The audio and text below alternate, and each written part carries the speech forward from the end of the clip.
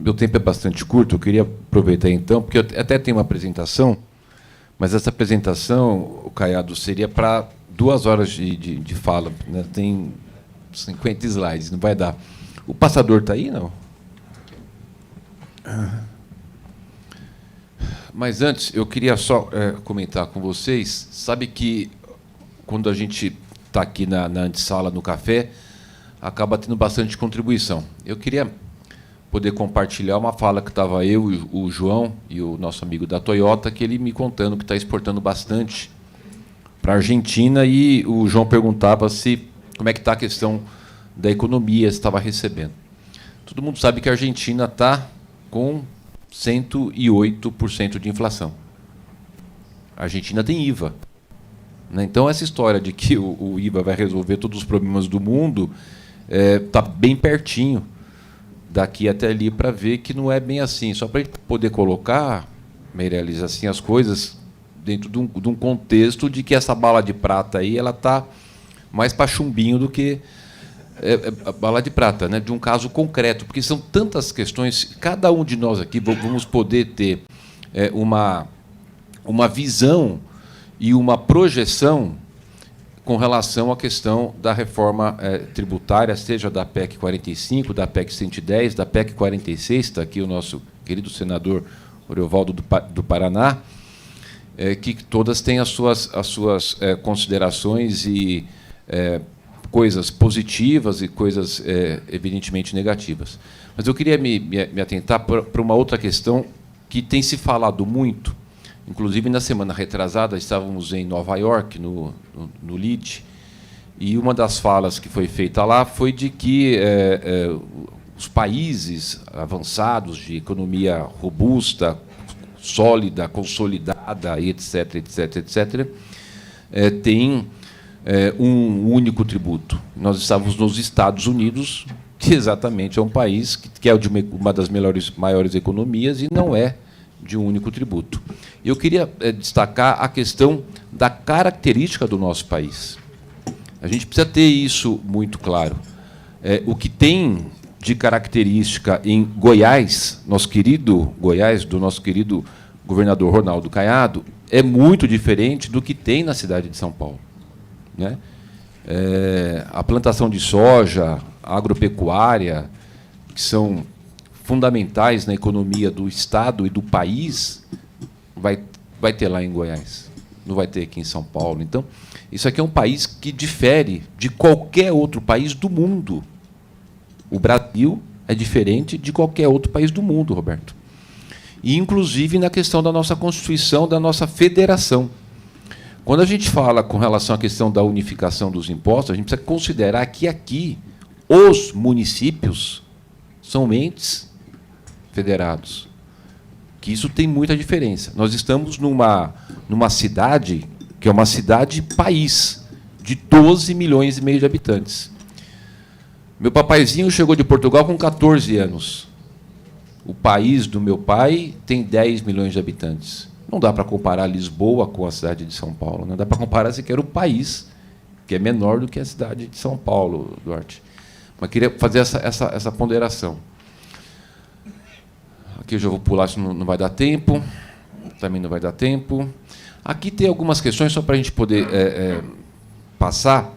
Em qualquer um dos especialistas, qualquer um que tenha a tua experiência do ponto de vista da economia, você vai achar estudiosos, vai achar acadêmicos, vai achar pessoas que são conhecedores do tema, que vão ter posições favoráveis à PEC 45, à PEC 110, à 46, que vão ter posições desfavoráveis à 45, à 110, à 46.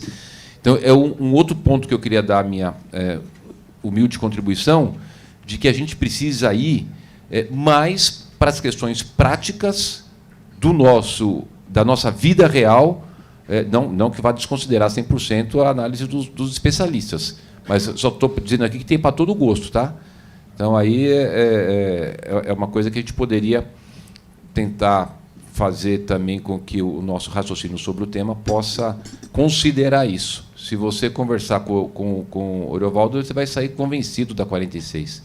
Se você conversar com o Baleia, vai sair convencido a 45 e por aí vai. E aí o que a gente precisa, na verdade, é ter aqui uma definição do que se vai fazer, e eu acho assim, dentro do ponto de vista da realidade do nosso Estado, do nosso país, dos nossos municípios e da nossa forma cultural de lidar. Estou vendo aqui o Chaim, você imagina na educação, que hoje o ISS vai de 2% a 5%, mais as contribuições federais vai chegar a 8,65%, 9%, e passar para 25%. Aí é uma coisa real e concreta, não precisa, número, né? Porque aí eu nunca vi 2 mais 2 dá 3, eu nunca vi, não, né? Essa é uma questão. Esse é um outro tema que eu queria colocar para finalizar, por conta do meu tempo. Nós sabemos, nós que somos da política, muitos de vocês sabem, que um prefeito de uma cidade média, pequena, né, ele fica lá pedindo, pelo amor de Deus, para o deputado arrumar uma ambulância para ele, para o governador liberar uma ambulância, liberar alguma coisa. Eu vou dar o exemplo aqui da cidade de São Paulo, que eu queria voltar a falar, uma cidade-país. 12 milhões e meio de habitantes, 96 bilhões de orçamento. Nós fizemos a lição de casa. Hoje, a cidade de São Paulo tem pela Fitness a classificação de AAA. É o único ente da federação que tem essa classificação de AAA. Para a gente comparar, eu sempre falo de Miami, que é AA.